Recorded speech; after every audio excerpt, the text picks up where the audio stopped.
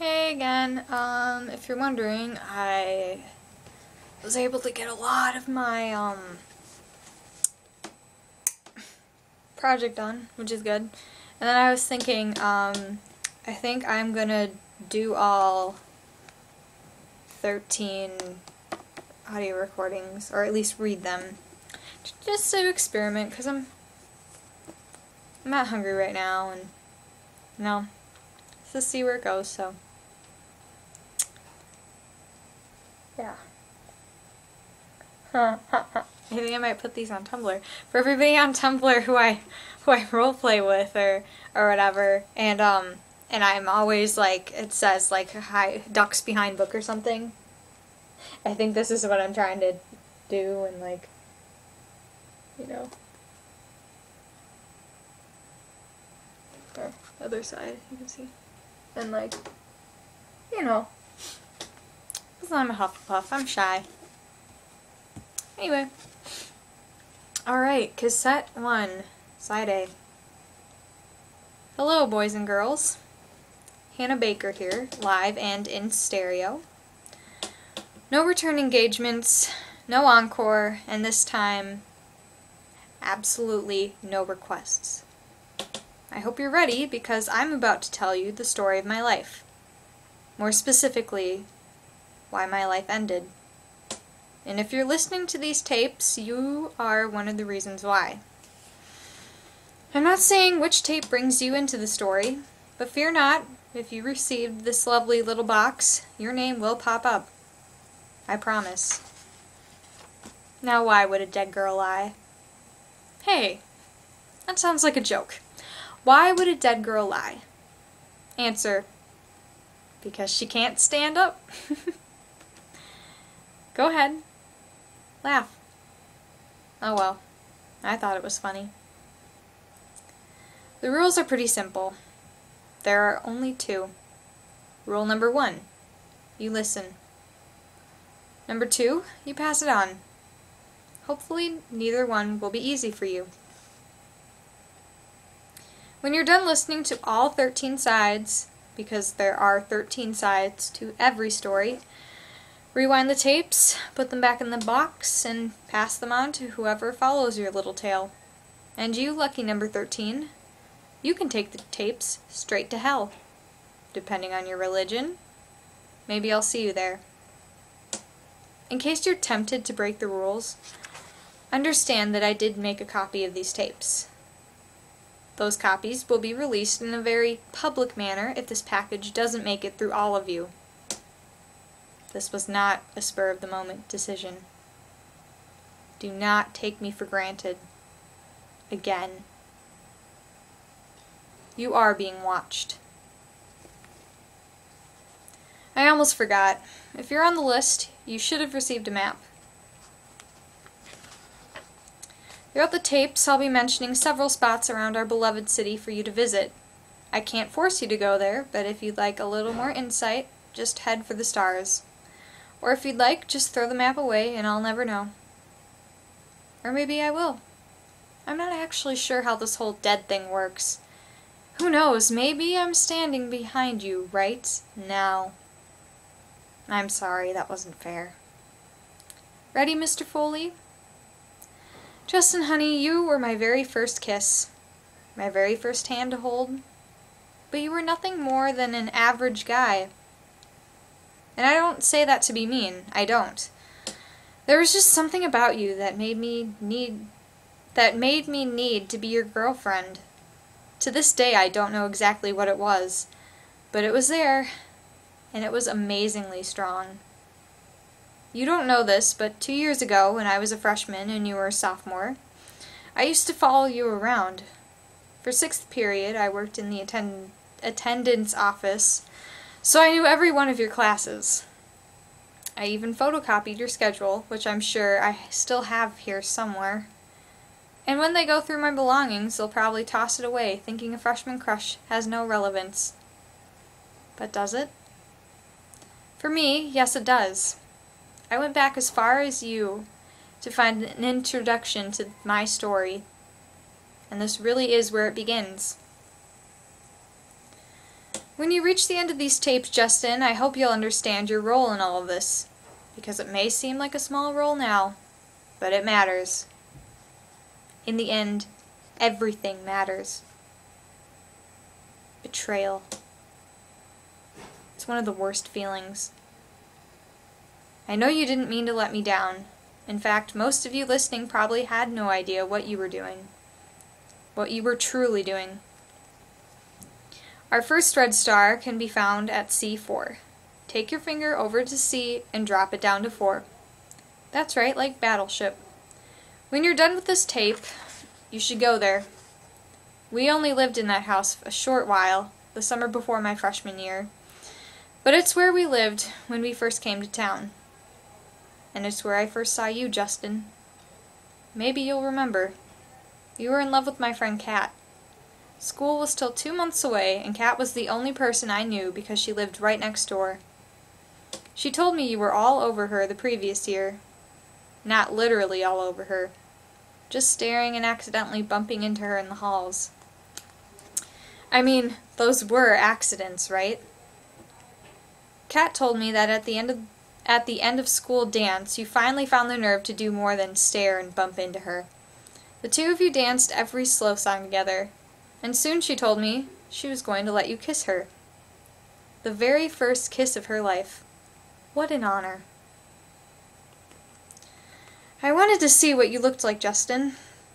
So we called you from my house and told you to come over. We called from my house because Kat didn't want you to know where she lived. Well, not yet. Even though her house was right next door. You were playing ball. I don't know if it was basketball, baseball, or what, but you couldn't come over until later. So we waited. We sat in my front bay window, talking for hours, when all of a sudden you and one of your friends, hi Zach, came walking up the street. 2 streets meet in front of my old house, like an upside-down T, so you were walking up the middle of the road toward us. You stepped out of the gutter and planted 1 foot on the lawn. My dad had the sprinklers running all morning, so the grass was wet, and your foot slid forward, sending you into a split. Zach had been staring at the window, trying to get a better view of Kat's new friend, yours truly, and he tripped over you, landing beside you on the curb. You pushed him off and stood up. Then he stood up, and you both looked at each other, not sure of what to do. And your decision? You ran back down the street while Kat and I laughed like crazy in the window. Kat moved away before the start of school, and I fell in love with the boy she left behind. And it wasn't long until that boy started showing an interest in me, which might have had something to do with the fact that I seemed to always be around. We didn't share any classes, but our classrooms for periods 1, 4, and 5 were at least close to each other. Okay, so period 5 was a stretch, and sometimes I wouldn't get there until after you'd left, but periods 1 and 4 were at least in the same hall. After a while, I managed to say hello, and a little while later you managed to say it back. Then one day, I walked by you without saying a word. I knew you couldn't handle that, and it led to our very first multi-word conversation. Hey, you said. Aren't you going to say hello? I smiled, took a breath, and turned around. Why should I? Because you always say hello. I asked why you thought you were such an expert on me. I said you probably didn't know anything about me. Earlier, when I asked my mom how to get a boy's attention, she said, play hard to get. So that's what I was doing. And sure enough, it worked. You started hanging around my classes waiting for me. It seemed like weeks went by before you finally asked for my number. But I knew you eventually would, so I practiced saying it out loud. Real calm and confident, like I don't really care.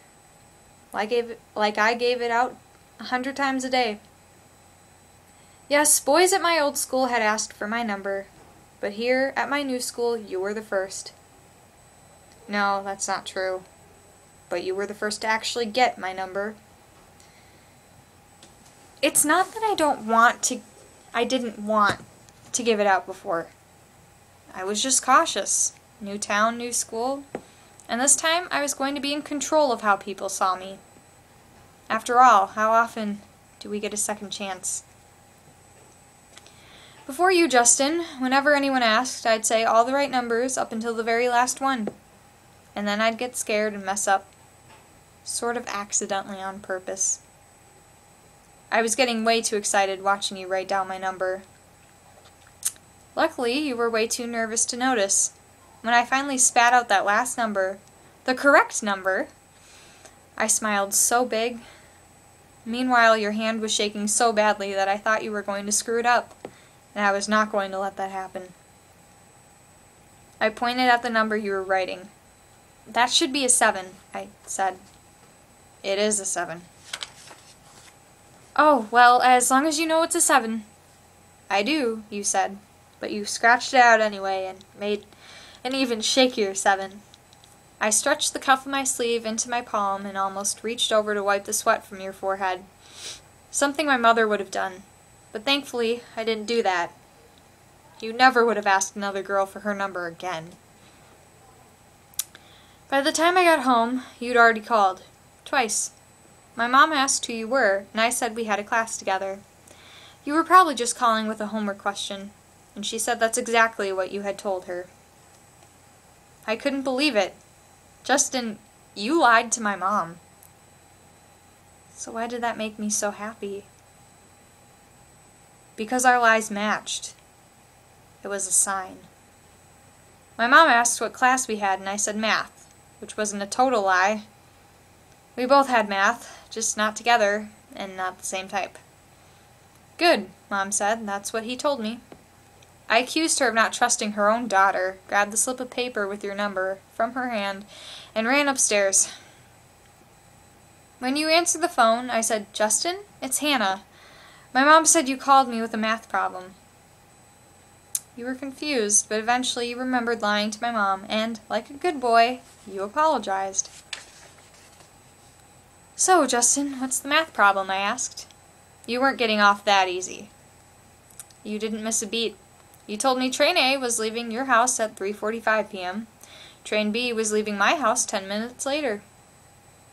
You couldn't see this, Justin, but I actually raised my hand, like I was in school rather than sitting on the edge of my bed. Pick me, Mr. Foley, pick me, I said. I know the answer. When you called my name, yes, Miss Baker, I threw Mom's hard-to-get rule right out the window. I told you the 2 trains met at Eisenhower Park at the bottom of the rocket slide. A long pause at your end of the line. And I mean a long pause. So, when did the trains meet, you asked? 15 minutes, I said. You said 15 minutes seemed awfully slow for 2 trains going full speed. I know what you're all thinking. Hannah Baker is a slut. Oops. Did you catch that? I said Hannah Baker is. Can't say that anymore.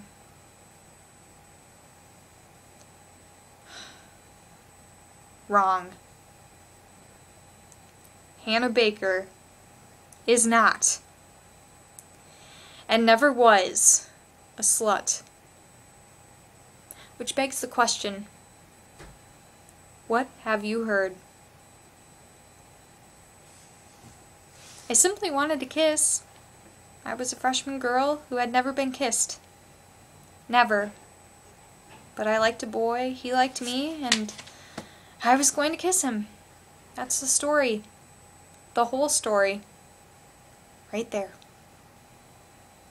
The few nights leading up to our meeting in the park, I'd had the same dream. Exactly the same. From beginning to end. And for your listening pleasure, here it is. But first, a little background. My old town had a park similar to Eisenhower Park in one way. They both had that rocket ship. I'm sure it was made by the same company because they looked identical. A red nose points to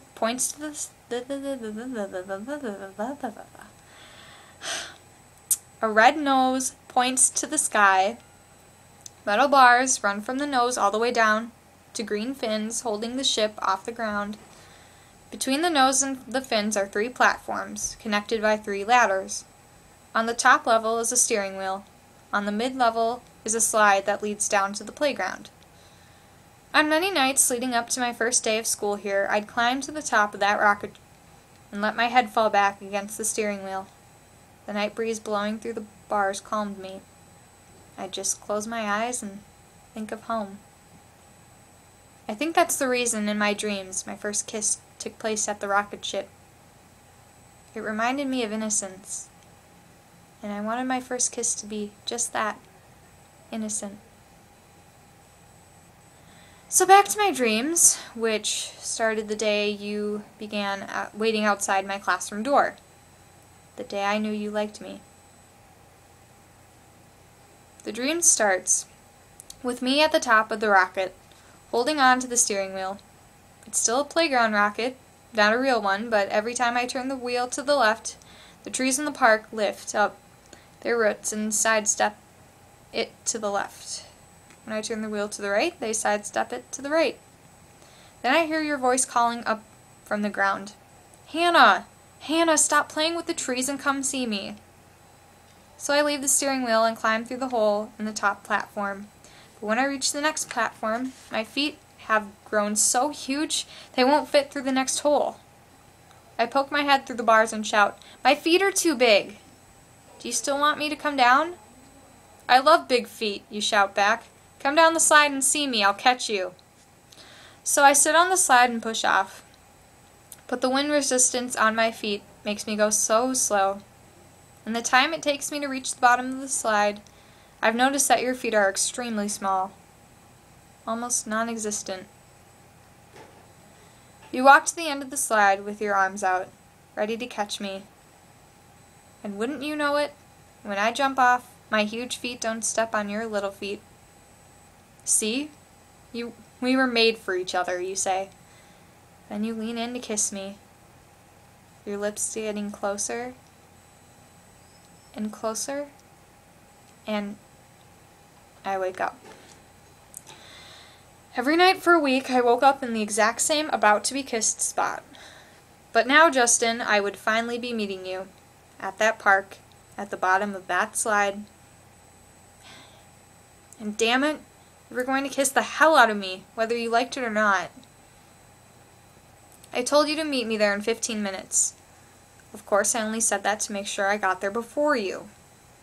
By the time you walked into the park, I wanted to be inside that rocket and all the way up, just like in my dreams. And that's how it happened, minus the dancing trees and funky feet. From my viewpoint at the top of the rocket, I saw you come in at the far end of the park. You checked your watch every few steps and walked over to the slide, looking all around, but never up. So I spun the steering wheel as hard as I could to make it rattle. You took a step back, looked up, and called my name. But don't worry. Even though I wanted to live out my dream, I didn't expect you to know every single line and tell me to stop playing with the trees and come down. "Be right down," I said. But you told me to stop. You'd climb up to where I was. So I shouted back, "No, let me take the slide." Then you repeated those magical, dreamlike words, "I'll catch you." I couldn't help smiling as I climbed down the ladder. I sat myself on the slide, my heart racing. This was it. All my friends back home had their first kisses in middle school. Mine was waiting for me at the bottom of a slide exactly as I wanted it. All I had to do was push off. And I did. I know it didn't really happen like this, but when I look back, it all happens in slow motion. The push, the slide, my hair flying behind me, you raising your arms to catch me, me raising mine so you could. So, when did you decide to kiss me, Justin? Was it during your walk to the park, or did it simply happen when I slid into your arms? Okay, who out there wants to know my very first thought during my very first kiss? Here it is. Somebody's been eating chili dogs? I'm sorry, it wasn't that bad, but it was the first thing I thought. I was so anxious about what kind of kiss it would be, Because my friends back home described so many types. And it turned out to be the beautiful kind. You didn't shove your tongue down my throat. You didn't grab my butt. We just held our lips together and kissed. And that's it. Wait, stop. Don't rewind. There's no need to go back because you didn't miss a thing. Let me repeat myself. That is all that happened. Why? Did you hear something else? Well, you're right. Something did happen. Justin grabbed my hand, we walked over to the swings, and we swung. Then he kissed me again the very same way. Then? And then, Hannah? What happened then? Then we left. He went one way, I went the other. Oh, so sorry. You wanted something sexier, didn't you? You wanted to hear how my itchy little fingers started playing with his zipper. You wanted to hear... Well, what did you want to hear? Because I've heard so many stories that I don't know which one is the most popular. But I know which is the least popular. The truth. Now, the truth is the one you won't forget. So thank you, Justin. Sincerely. My very first kiss was wonderful. And for the month or so that we lasted, and everywhere that we went, kisses were wonderful. You were wonderful. But then you started bragging. A week went by and I heard nothing. But eventually, as they always will, the rumors reached me. And everyone knows you can't disprove a rumor. I know. I know what you're thinking. As I was telling the story, I was thinking the same thing myself.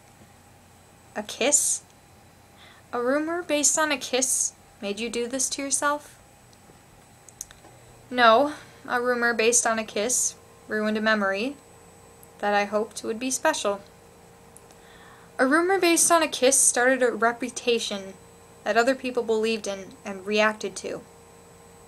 And sometimes, a rumor based on a kiss has a snowball effect. A rumor based on a kiss is just the beginning. Turn the tape over for more. And Justin, honey, stick around. You're not going to believe where your name pops up next.